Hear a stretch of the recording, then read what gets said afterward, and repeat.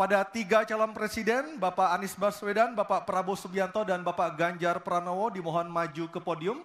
Kami persilahkan. Dan pada segmen kedua ini calon presiden akan menjawab pertanyaan yang telah dibuat 11 orang panelis yang telah dipilih oleh KPU yang berada di sebelah kiri dan kanan saya. Dan selain menjawab pertanyaan dari panelis, masing-masing calon presiden juga diberikan kesempatan untuk saling menanggapi dan saling merespon. Dan perlu kami sampaikan lagi, subtema debat malam hari ini ada 6.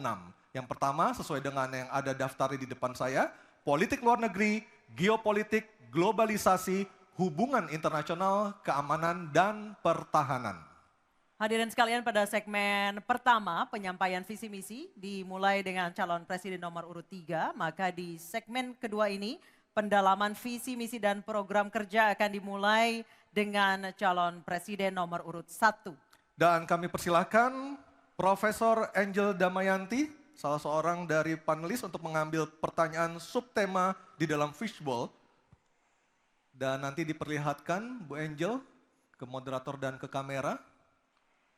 Pertanyaan apa yang diambil oleh Ibu Angel Damayanti?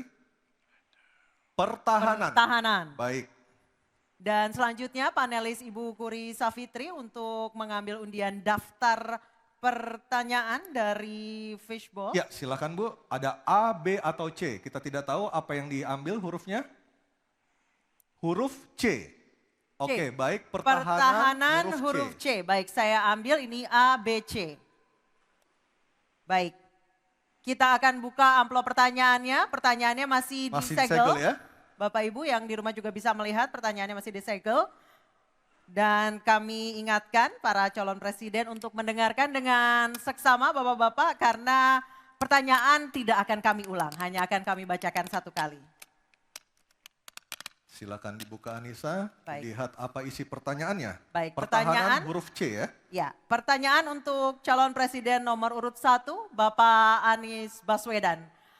Pertahanan negara yang tangguh dapat dicapai dengan memanfaatkan teknologi siber, kecerdasan buatan, dan satelit untuk informasi geospasial. Pertanyaannya, apa kebijakan paslon untuk mendapatkan akses teknologi dan pengembangannya guna memperkuat pertahanan Indonesia? Waktu menjawab selama 2 menit Pak Anies, dimulai dari Bapak berbicara, kami persilahkan. Terima kasih. Sebelum saya menjawab pertanyaan itu, saya mengklarifikasi tadi data yang meleset. Maaf Pak Prabowo, angkanya terlalu kecil. Bukan 320 hektar, tapi 340.000 hektar. Saya klarifikasi. Kemudian itu pun salah. Melanjutkan. Itu pun salah. Atas apa yang perlu saya sampaikan. Mas Anies, Pak Prabowo, jangan Pak Prabowo, Pak Prabowo, Pak Prabowo, mohon maaf, ini mohon nanti tenang ada dulu kesempatannya, hadirin. baik. Mohon tenang. Harap tenang. Mohon tenang. Harap tenang. Harap tenang. Baik, kita akan lanjutkan. Harap tenang Ya. hadirin. Silakan, Bapak. Baik. Ini adalah salah satu ancaman non-tradisional yang makin hari makin nyata dirasakan di Indonesia. Kita merasakan keluarga-keluarga kita, HP, komputer, menghadapi tantangan hacking. Karena itulah menurut kami perlu sekali kita membangun satu struktur pertahanan cyber yang serius. Dan ini tidak cukup dengan memberikan tugas pada sekelompok orang.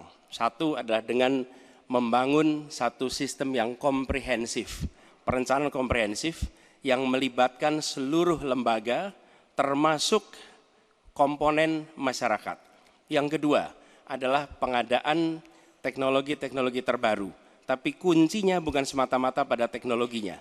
Kuncinya adalah pada pelibatan semua secara semesta.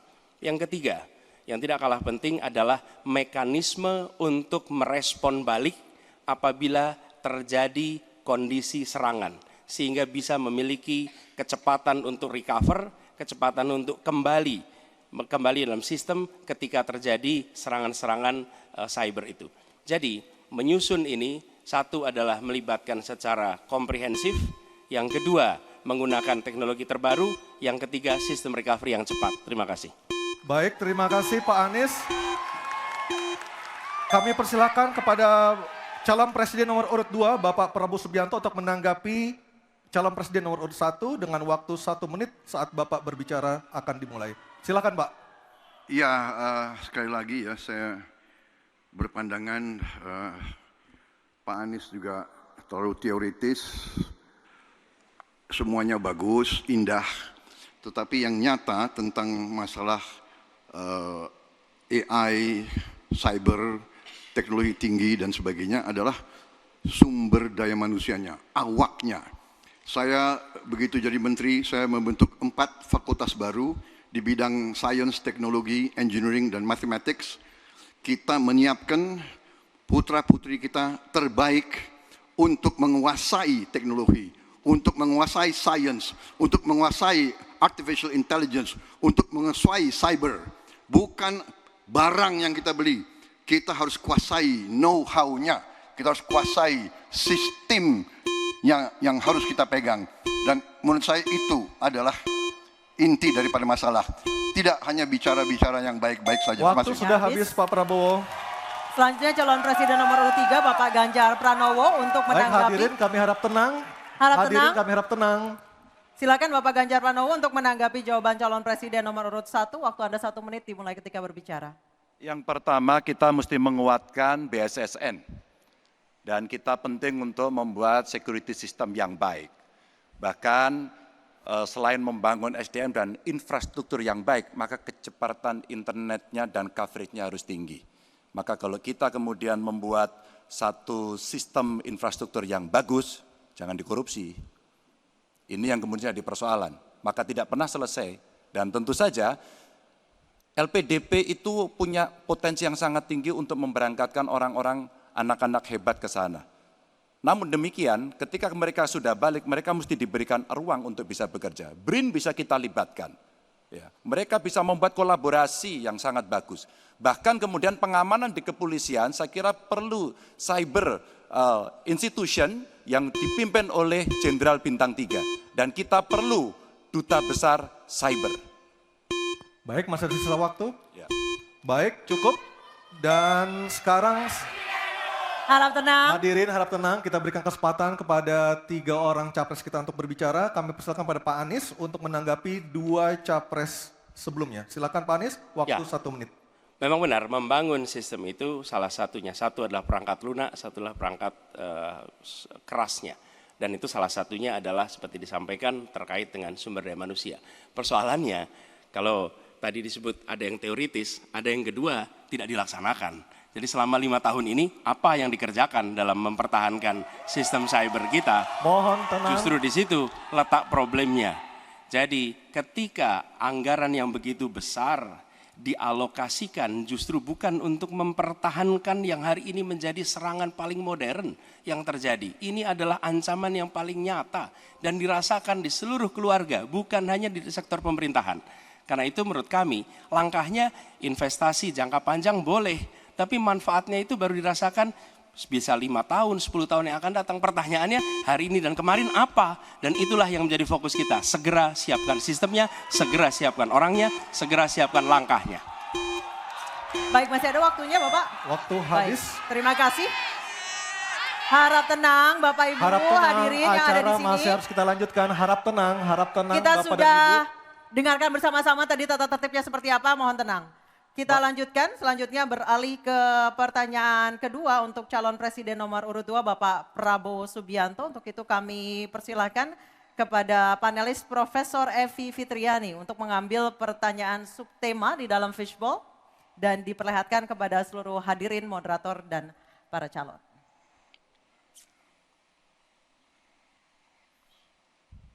Tema apa yang diambil oleh Ibu Evi? Kita lihat bersama-sama. Hubungan internasional. Baik, saya akan mengundang Ketua Panelis Profesor Hikmahanto Juwana untuk mengambil undian daftar pertanyaan dari fishbowl di sebelah kiri saya. Silakan Profesor Hik. A, B, atau C? Subtemanya hubungan internasional. C. Hubungan internasional C. Oke. Baik, kita Ambil. akan lihat hubungan internasional C. Ya, Baik, terima silakan kasih. Anissa. Masih tersegel. Masih tersegel dengan rapi. Bapak Ibu bisa melihat masih tersegel dengan rapi. Kita akan buka amplop pertanyaan sesuai dengan undian. Kami ingatkan kembali para calon presiden untuk mendengarkan dengan seksama karena pertanyaan tidak akan kami ulang. Pertanyaan untuk calon presiden nomor urut 2 Bapak Prabowo Subianto. Sebagai inisiator Dasar-Sila Bandung 1955, Indonesia menginspirasi dunia dalam membangun kerjasama Selatan-Selatan. Pertanyaannya, apa strategi paslon untuk menyusun peta jalan yang lebih konkret dalam memperkuat kerjasama tersebut? Waktu Silakan. menjawab 2 menit Pak Prabowo, kami persilahkan. Baik, dalam hubungan internasional yang utama bagi Indonesia harus tentunya kepentingan geopolitik kita dan kepentingan ekonomi kita. Karena itu yang utama adalah kita harus memperkuat ekonomi dalam negeri Indonesia. Kita harus menjaga kekayaan kita harus mengelola kekayaan kita harus hilirisasi supaya nilai tambah berpuluh-puluh kali naik. Kita kumpulkan kekuatan aset-aset dan keuangan kita sejahterakan rakyat kita, baru kita akan disegani, kita akan didengar oleh semua negara, terutama negara-negara selatan. Kita sekarang pun sudah jadi panutan bagi banyak negara di Afrika. Begitu banyak negara di Afrika sekarang melihat ke kita, datang ke kita, minta belajar dari kita. Karena kita dianggap negara selatan yang cukup berhasil. Inflasi rendah, pertumbuhan masih ada, neraca perdagangan kita bagus, surplus perdagangan mungkin 5 tahun berturut-turut. Kita sekarang jadi panutan. Jadi leadership kita di dunia, di hubungan internasional akan tercermin dan terimpak oleh keberhasilan kita mengelola kekayaan kita, menghilangkan kemiskinan di negara kita, rakyat kita, meraih teknologi, menjadi negara industri. Itu yang akan membuat kita memimpin dunia selatan. Terima kasih. Baik, terima kasih Pak Prabowo. Hadirin mohon tenang, kami persilakan kepada Pak Ganjar untuk menanggapi jawaban dari Pak Prabowo dalam waktu 1 menit dimulai saat Bapak berbicara. Kami persilakan Pak Ganjar. Selatan-selatan kita punya potensi yang hebat. Kita punya sumber daya alam yang sangat bagus. Kalaulah kita mau konsentrasi saja untuk bisa menuntaskan kekuatan yang berbasis pada sumber daya alam, ambil satu saja, teknologi baterai. Maka kalaulah kemudian kita akan bekerja sama dengan selatan-selatan, nikel kita miliki.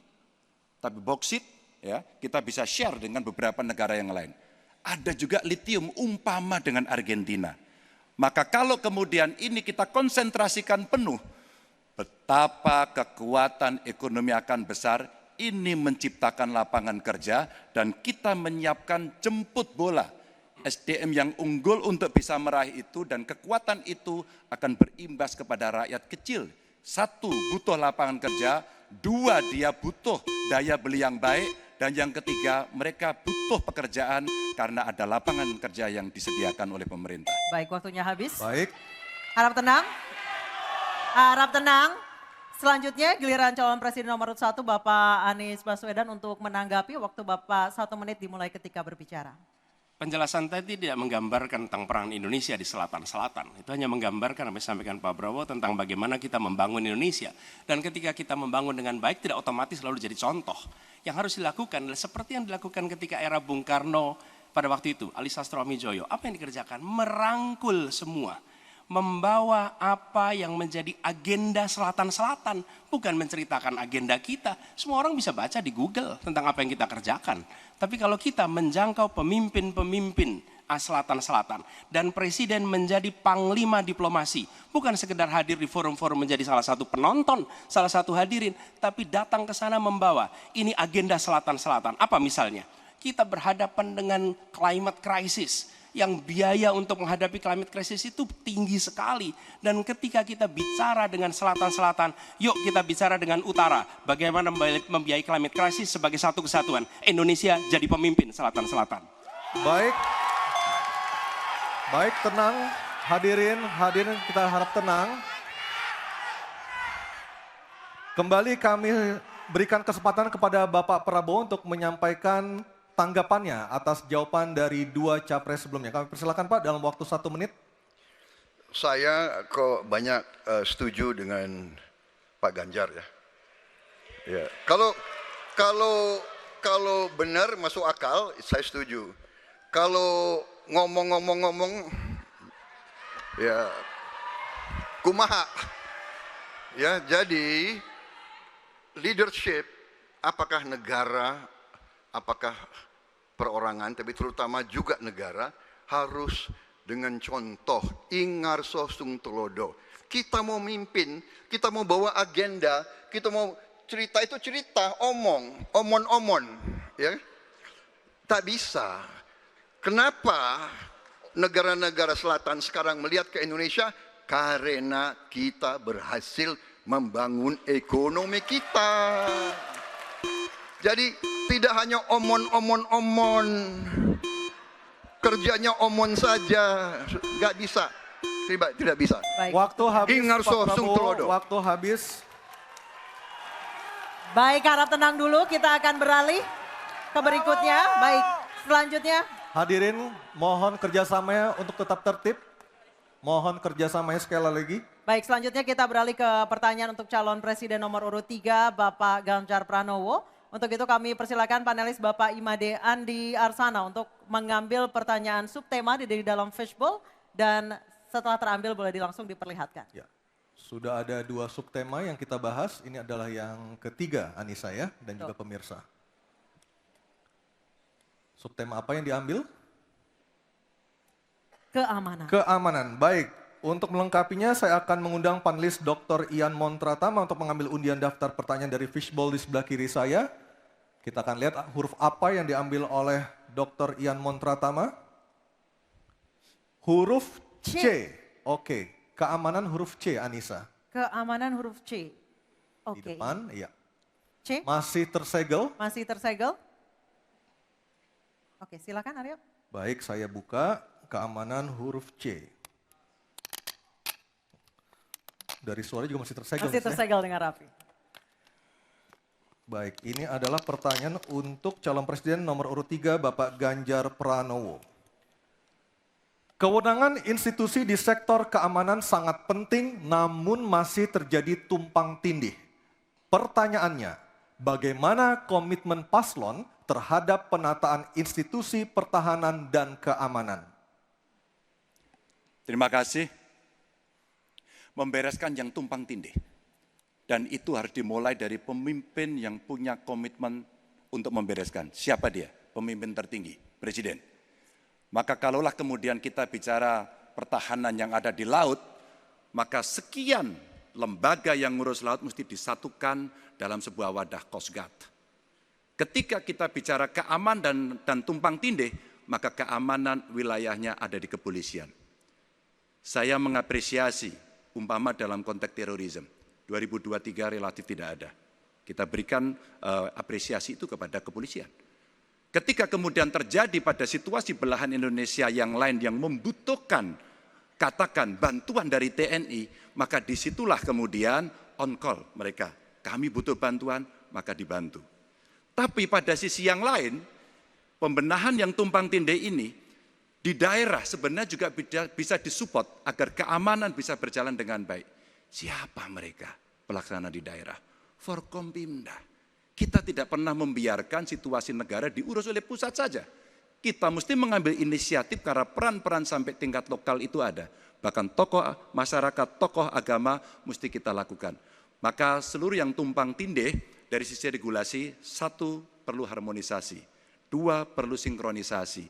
Dan pada tingkat tidak ada keputusan, maka pemimpin tertinggi harus berani mengambil keputusan itu. Sehingga tumpang tindih yang selama ini selalu saja menjadi perdebatan yang tidak ada hentinya, maka diselesaikan di meja presiden. Dan itu saya kira sikap yang paling jelas untuk membereskan persoalan ini. Apapun dalam konteks eksekutif, maka pemimpin tertinggilah yang harus mengambil keputusan.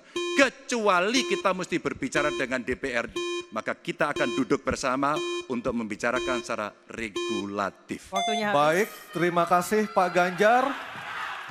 Ada waktunya, harap tenang. Kami persilakan kepada calon presiden nomor urut 1, Bapak Anies Baswedan untuk menanggapi jawaban dari Pak Ganjar dalam waktu 1 menit. Kami persilakan Pak Anies. Menurut hemat kami harus dirumuskan apa tantangan dan ancaman keamanan Indonesia di tahun-tahun ke depan. Dengan itu dirumuskan, maka kita tahu apa ancamannya. Lalu dari situ kemudian kita lihat bagaimana badan-badan yang selama ini ada diatur untuk merespon atas tantangan itu.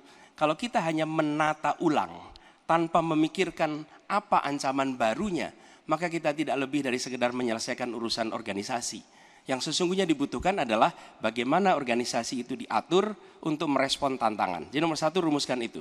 Kemudian yang kedua, yang tidak kalah penting, libatkan semua unsur yang terbiasa di dalam menyusun ancaman tantangan organisasi. Sehingga kemudian penataan organisasi badan-badan bukan semata-mata karena selera pemimpin, tapi karena merespon atas ancaman itu. Dengan begitu, penataannya akan sesuai kebutuhan. Terima kasih.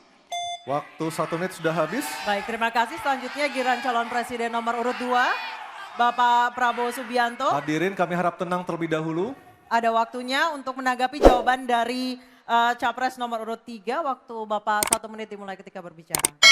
Baik ya, sekali lagi saya harus mengatakan, saya kok banyak sependapat dengan Pak Ganjar. Jadi benar tumpang tindih harus diselesaikan oleh pimpinan tertinggi dan itu saya kira bisa ya. Tapi benar saya juga harus mengatakan kita harus apresiasi prestasi TNI dan prestasi Polri dalam menjaga pertahanan keamanan, dalam mengatasi berbagai peristiwa-peristiwa yang pelik. Harus kita akui, menghadapi terorisme, bom Bali, Peloso, dan sebagainya. Untuk itu, saya kira kalau saya dapat mandat, saya akan perbaiki kualitas hidup TNI, kualitas hidup Polri, memimpin supaya TNI dan Polri menjadi yang terbaik yang bisa kita bangun. Dengan keunggulan TNI dan Polri, Polri langsung di bawah Presiden, kita akan berbuat yang terbaik untuk rakyat kita. Terima kasih. Selanjutnya kita kembali ke calon presiden nomor urut 3, Bapak Ganjar Pranowo untuk merespon tanggapan dari kedua capres tadi. Waktu Anda 1 menit dimulai ketika berbicara, silakan. Ketika overlap kelembagaan ditanyakan kepada saya, maka saya sudah pelajari apa yang ada. Data, kondisi sosiologis, konflik antar kelembagaan, itu bukan tiba-tiba turun dari langit. Karena kami sudah baca datanya, kami melihat prakteknya, pengalaman kami 10 tahun di DPR dan 10 tahun di gubernur, cukuplah sudah untuk membuat analisis kondisi sosiologis yang ada. Maka tidak perlu lagi kita akan mengundang lebih banyak orang untuk meneliti starting from zero. Ini starting from the end. Dan kemudian kita mesti memutuskan cepat. Maka kalaulah kemudian seluruh data itu sudah ada di kepala kita, sudah tertuliskan dengan baik, maka yang diambil adalah keputusan karena kita punya konsep untuk memutuskan itu. Kecuali kita blank dan kita tidak pernah tahu dari mana Anda akan memulai. Karena saya tahu dari mana itu memulai. Terima kasih. Baik, terima kasih Pak Ganjar.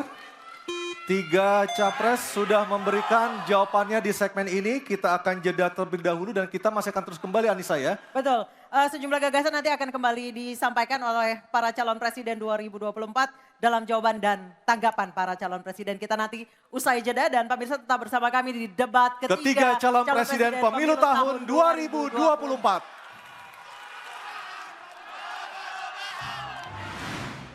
Pemilu 2024 kamu nyoblos siapa, Nat?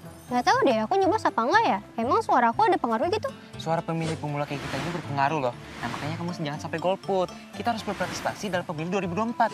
Generasi Z kayak kita ini menentukan masa depan bangsa. Anak muda membangun bangsa. Memilih gak keren.